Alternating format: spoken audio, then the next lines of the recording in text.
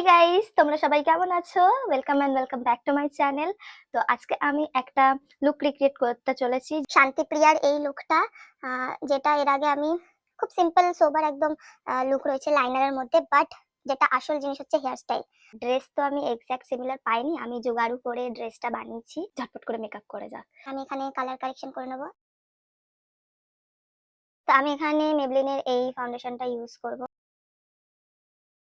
ইনসাইটের air base concealer.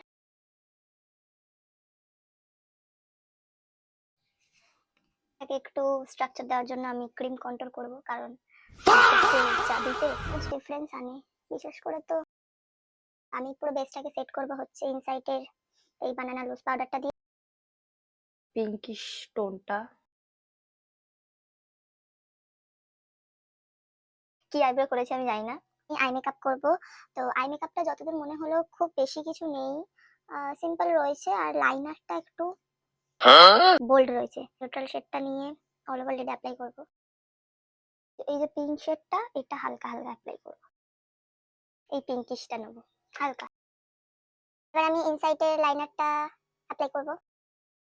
দুটো কাজল নিচ্ছি, একটা হোয়াইট আর একটা ব্ল্যাক।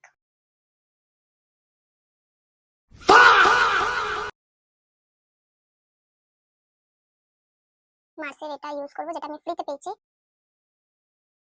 আমি গ্লসটা এখন অ্যাপ্লাই করব না, বিকজ আমি কস্টিউমটা পরবো, তো গ্লসটা ঘেটে যাওয়ার চান্স আছে। মেকআপটাকে ফিক্স করব সুইস বিউটির এই ফিক্সার দিয়ে, অ্যাজ ইউজুয়াল।